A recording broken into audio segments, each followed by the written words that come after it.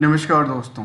एक नई लर्निंग के साथ हाजिर हूँ और आज के स्टॉक लर्निंग में एक कंपनी के बारे में जानेंगे जो कंपनी खास करके पीवीसी और जीआई पाइप में डील करती है। पेनी स्टॉक की कैटेगरी में आती है और कह सकते हैं कि अच्छी खासी ग्रोथ लेवल बनाती है, जिसका नाम है रामा स्टील ट्यूब। कहती है the company is the supplier of the steel pipe in India. बड़ा बड़ा बहुत बड़ा मैन्युफैक्चरर है जिसका कामकाज स्टील पाइप से रिलेटेड है। सर्विसेज में अलग अलग प्रोडक्टिविटीज़ को लेकर देखा जाता है। कंपनी है रामा स्टील और उनकी कंपनी के अचीवमेंट के बारे में कहती है। करीब करीब 47 साल का एक्सपीरियंस हो चुका कंपनी को और 300 से ज़्यादा एम्प्लॉय हैं कंपनी में। 400 प्लस प्रोजेक्ट कर चुकी है। 200 plus market reach in India की बात कर रही, 2 सिटीज़ की बात कर रही हुई कंपनी जो कामकाज करती है उसमें ये कहती है कि हमारा कामकाज कुछ क्लाइंट है, जिसमें कि BSES राजधानी पावर जो कि दिल्ली कंपनी है। इसके अलावा देखा जाए गुजरात गैस लिमिटेड के साथ, उत्तराखंड पावर कॉरपोरेशन के साथ इनका कारोबार है। मतलब ये उनके लिए कुछ कुछ कामकाज करती है, उनको कुछ अपनी प्रोडक्टिविटी, जिसमें कि खास करके पोल जिसको कहते हैं, खंबे जिसको कहते हैं, वो लाइटिंग खंबे बना के देती है। सोलर पैनल के लिए जो स्टील्स का यूटिलाइजेशन होता है उस पर कंपनी का कामकाज है। अर्थात ये समझ में आ पाई जो कंपनी का बिजनेस मॉडल में सोलर सेक्टर भी इंक्लूडेड है और पाइप और जो बनती है इलेक्ट्रिसिटी जनरेट करने के लिए यूटिलिटीज की बात करते हैं उसमें उनका अच्छा खासा कारोबार चलती है। चलिए इसको जरा समझने के प्रयास करते हैं। कहते हैं गवर्नमेंट प्रोक्योरमेंट एंड एक्सपोर्ट भी कंपनी करती नजर आती है, तो इसके बारे में थोड़ा सा क्या कहती है। फिलहाल यदि हम इसकी फंडामेंटल से चलें तो शायद हम कह सकते हैं कि 2 रुपये का बुक वैल्यू आज 14 रुपये के आसपास की प्राइस है। हायर टू हायर 17-18 रुपये तक गया था। मार्केट कैप करीब 2000 करोड़ से ज़्यादा का आंकड़ा कहता है। इंटरेस्टिंग वैल्यू भी करीब नियरली 6 रुपये का कहता है। इंडस्ट्रियल के पी के कंपेयर यदि करें इसकी खुद की पी से, स्टॉक की पी से, तो इसके अकॉर्डिंग कह सकते हैं कि 200% एक्स्ट्रा इनका ओवर वेटेज है। इन ओवर वेटेज के पीछे कारण क्या हो सकती है? क्या इनकी क्वालिटीज़ लगातार इंप्रूव हो रही है या आज भी ये क्वालिटी इंप्रूवमेंट के बाद भी सस्ता रेट में मिल रहा है मार्केट में? जो अर्निंग पर शेयर 1 रुपये के अकॉर्डिंग 19-20 रुपये % की अर्निंग करती है। प्रमोटर की होल्डिंग अच्छी खासी है। ROC और ROE नियरली 10% से ज़्यादा का रिटर्न बना के दे रही है इनको। जहाँ करंट रेशियो थोड़ा सा 1.68 का कहता है और डेट टू इक्विटी भी 0.44 का कहता है। इन सभी पहलुओं की तरफ हम क्या करेंगे, केवल और केवल R2R को समझेंगे, जिसमें हमने 3 एस्पेक्ट का नाम लिया: risk to return, risk to reward and risk to reconciliation की चर्चा करेंगे। जिसमें स्टार्ट करते हैं डेटा से, जाके खास करके क्या कहती कंपनी 1974 में बनी थी और कंपनी का कामकाज tube, rigids, PVC, GI pipes and the square sections production को लेकर के रहा है। तो क्या कहती है कंपनी को, कुछ फंडामेंटल स्ट्रेटजी की तरफ समझने की प्रयास करते हैं। चलिए यहाँ तक देखा गया कि फंडामेंटल के अंदर जो फाइनेंशियल सिचुएशन है कंपनी का, कारोबार से लेकर के, वहाँ पे कई बार कुछ क्वार्टर में गिरावट और चढ़ती हुई नज़र आती है। लेकिन कंपेरिजन टू यदि हम पिछले साल से कंपेयर करें YOY में, तो 30% तक की गिरावट दर्ज करती है और इतना ही नेट प्रॉफिट मार्जिन में भी ऐसा ही आंकड़ा करीब करीब कहती है 30% की उछाल पर। दूसरी तरफ ईयरली डेटा की तरफ देखें तो सर ये कह सकते हैं जो कंपनी ऊंचाइयों पे चल तो रही थी लगातार, लेकिन 23 में काफ़ी ज़्यादा ऊंचाइयों पे चली गई, लेकिन 24 में ऊंचाइयों पे सस्टेन नहीं किए, जिसकी वजह से 21% के आसपास की गिरावट दर्ज करती है कंपेयरिंग टू द पिछले साल। या उससे पहले से कंपेयर करके देखें तो शायद ये कह सकते हैं तो यहाँ से लेकर के यहाँ तक का जो रफ्तार था वो नियर अबाउट मैच करते हुए गई थी। यहाँ पे 23 में अननेसेसरी का काफ़ी ज़्यादा सेल्स बढ़ गई थी, जिसके वजह से यहाँ पे 40% नेट प्रॉफिट मार्जिन में अभी भी वृद्धि देखने को मिला है। यदि नंबर की तरफ हम आंकड़ा निकालें हैं तो शायद ये कह सकते हैं कि नंबर करीब करीब 216 करोड़ से ज़्यादा का आंकड़ा दिलाती है। प्रॉफिट भी करीब करीब 6 करोड़ से ज़्यादा करती है, जबकि कंपनी में करीब करीब 11 करोड़ तक की प्रॉफिट बनाई थी, ऑपरेटिंग प्रॉफिट, जबकि इनके पास काफ़ी कम है, 5 से 6% की ऑपरेटिंग प्रॉफिट मार्जिन की बात करती है। अब सवाल एक और आता है जो क्या ईयरली बेसिस का ग्रोथ क्या कहता है। ईयरली बेसिस पे कंपनी के बारे में देखा है तो करीब करीब 1000 करोड़ से ज़्यादा की टर्नओवर थी। 23 में इंडस्ट्री का काफ़ी ज़्यादा हुआ था। प्रॉफिटेबिलिटी को लेकर देखा है तो 30 करोड़ तक का प्रॉफिट था, लास्ट 12 महीने का डेटा भी नियरली अबाउट पहुंच चुका है। तो कह सकते हैं कि यहाँ पे कंपनी सस्टेन कर पाती है, जबकि ऑपरेटिंग प्रॉफिट मार्जिन कितना है पता है, केवल 4 से 5, 5 से 6% आंकड़ा दिलाती है। एक चीज़ और समझने वाली बात है, और वो ये कहता है जो इनकी जो फाइनेंशियल सिचुएशंस हैं उसमें जो प्रॉफिट का दिखावा किया, उसके प्रति कंपनी ने अपने कर्ज को लगातार मुक्ति की तरफ भगती नजर आती है, अर्थात कर्ज मुक्ति के अभियान में चल रहा है। कर्ज मुक्ति के बाद यूटिलाइजेशन कहाँ से हो रही है, तो कहते हैं इनके पास फिक्स एसेट लगातार बढ़ा है, और जो कुछ पार्ट था इन्वेस्टमेंट का वो थोड़ा सा घटता हुआ नजर आता है। और ये जो पार्ट्स हैं अदर एसेट्स को लेकर के, उसमें कुछ रिस्क फैक्टर भी कहता है, तो कहता है रिस्क फैक्टर करीब 76 दिन के लिए कहता है, जिसको मान लेते हैं 3 महीने के लिए।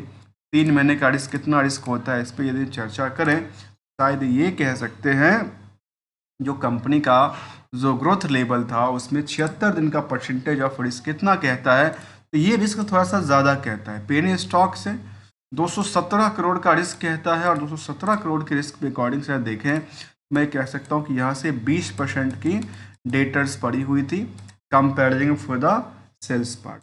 और ये 30 करोड़ की आंकड़ा से सोचने वाली बात है, जो करीब करीब 207 करोड़ का क्या है, प्रॉफिट रिस्क की बात कर, मतलब ऑपरेटिंग प्रॉफिट काफ़ी कम रहा, नेट प्रॉफिट मार्जिन तो और भी कम हो जाएगा। यदि 1000 करोड़ में देखता जाए तो करीब 3% के आसपास से नियरली लटक जाता है, 3% से कम आ जाता है। और 207 करोड़ में यदि 3% का भी आंकड़ा, हाथ में कुछ मिला नहीं है, केवल और केवल रिस्क फैक्टर सेंटीमेंट के बेसिस पे रिस्क काफ़ी ज़्यादा, और जबकि रिस्क को इम्प्रूवमेंट करना चाहिए था, रिस्क थोड़ा सा इनका इंक्रीज होती नजर आ। केवल और केवल यदि हम बैलेंस शीट की चार्ट को देख लें तो शायद ये क्लैरिटी नहीं आती है, इसीलिए हम क्या करते हैं, हम डीपली जाने के प्रयास करते हैं, और ये कुछ आंकड़ा आती है। और एक आंकड़ा की अच्छी बात ये कहती है स्ट्रॉन्ग की, जो जितना एसेट्स बढ़ाती है हाँ लायबिलिटी इनका डिक्रीज होती है, ये इनके लिए। एक सवाल और आती है, और सवाल क्या है पता है, सवाल है क्या साल ईयर ऑन ईयर बेसिस पे कंपनी का सेल्स से लेकर के प्रॉफिट के ग्रोथ क्या कहती है। तो यहाँ पे सेल्स को लेकर के लगातार ग्रोथ रही है, पिछले 1 साल को छोड़ दिया जाए तो, लेकिन उससे पहले अच्छी खासी ग्रोथ थी, लेकिन स्टॉक प्राइस रिएक्शंस जो था पहले ठीक ठाक था। इस निगेटिव सेंटीमेंट की वजह से यहाँ पे कुछ खराब होती नजर आती है, और रिटर्न ऑन इक्विटी इनको लगातार भी ये भी थोड़ा सा negative comparing the previous data से देखने, निगेटिव नहीं है लेकिन पिछले डेटा से क्या हुआ, डिक्रीज कर गई, तो ये इनके लिए क्या बनाती है, पूरा सा सेंटीमेंट बनाती है। अब एक सवाल और आता है कि निवेशक कितने हैं कंपनी में, और उनका क्या क्या बुल सिचुएशन। निवेशक में प्रमोटर अपनी पोजीशन को लगातार निकल रहे हैं, ऐसा क्यों हुआ जब प्रमोटर अपने पोजीशन को बेच रहे हैं। देखने वाली बात है, प्रमोटर पोजीशन को बेच रहे तो आम पब्लिक के पास शिफ्ट कर रहे हैं, क्या प्रमोटर ही अपने आप को आम पब्लिक में ट्रांसफ़र कर रही है। तो ऐसा तो डेटा हमने नहीं देखा, क्योंकि यहाँ पे ज़्यादा सारे कंपनी जो कि इनके पास नज़दीकी। एक चीज़ देखा जाए, अभी मैं एक बात बताऊँ, सिंपल सी बात की बात करूँगा, क्या प्रमोटर ने पोजीशन बेचा है, कोई ट्रेडर्स ने बेचा। अभी तो मार्केट में वॉल्यूम पता है किसने बनाया, वॉल्यूम बनाया बल्क डील वाले ने, जिसने ऑपरेटर ने ट्रेडिंग बनाया।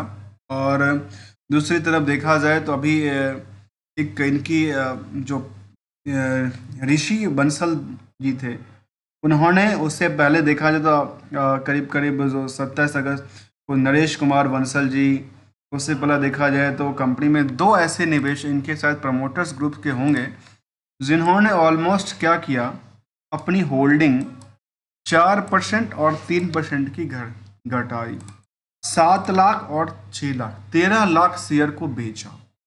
13 लाख शेयर कम नहीं होता, और ये आम आदमी के पास जैसे शिफ्ट किया तो नंबर जो था 2 लाख 3 लाख के आसपास, सीधे कहाँ चली गई, 8 लाख से ज़्यादा, मतलब 9 लाख लोग यहाँ कंपनी में इन्वेस्टेड हैं।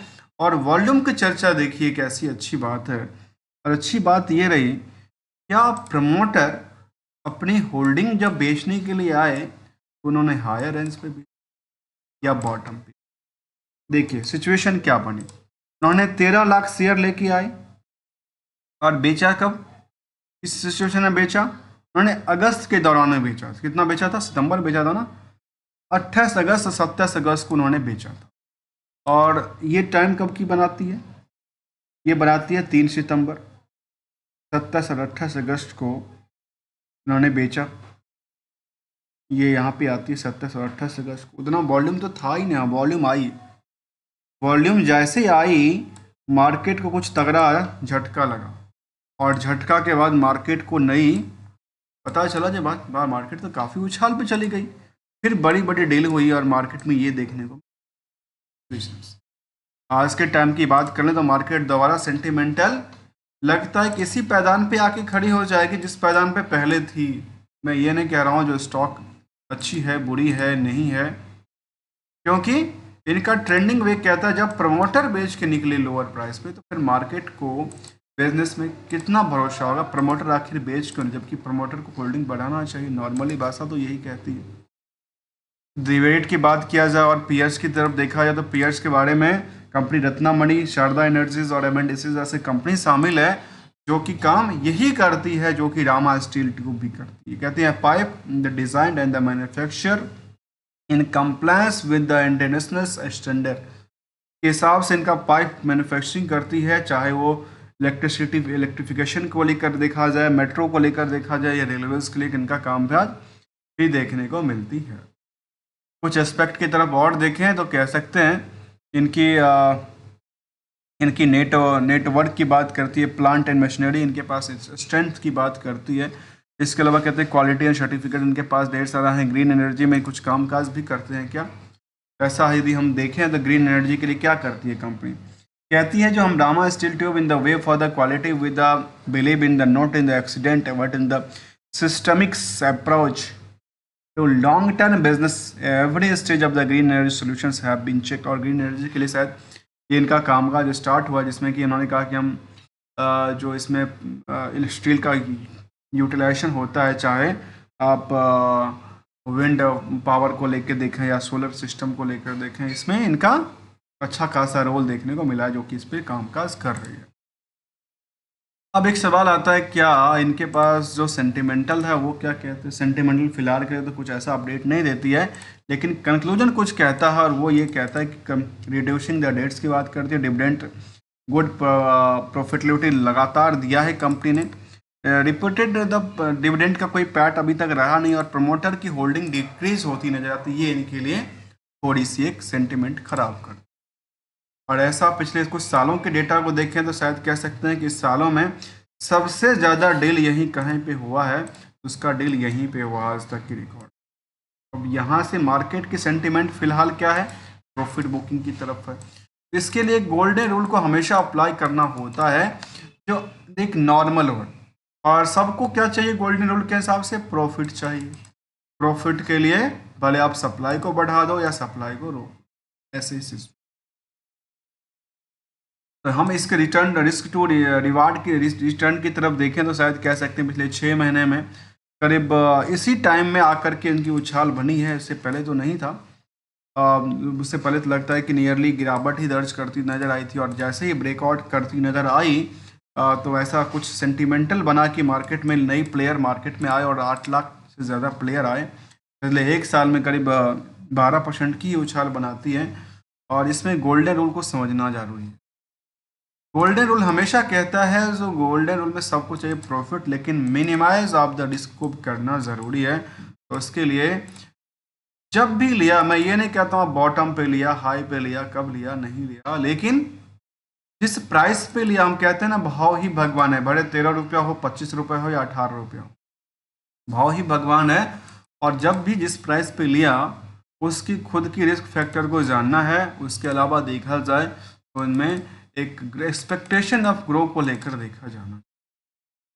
अब ये क्या है, इसमें 2 तरह की सिचुएशन, एक तो शॉर्ट टर्म की बात किया जाता है, एक लॉन्ग टर्म की बात किया जाता है। दोनों को कंबाइंड कर दीजिए और रिस्क देखिए जी कितना % की रिस्क बनती है, और एक्सपेक्टेशन देखिए। नियर अबाउट जाते ही यदि प्रॉफिट देता है तो भाव ही भगवान है, प्रॉफिट लेना कौन ही क्या है। यदि पोर्टफोलियो में रह जाएगा तो कई बार चीज़ें ऐसी भी होती हैं जो पोर्टफोलियो में रखे रखे कई बार तो हमारे सामने ये दिखता है कि प्रॉफिट बनाती है, और कई सामने देखे यहाँ से जिन लोगों के पास था उसने कितने % की रिस्क कवर किया।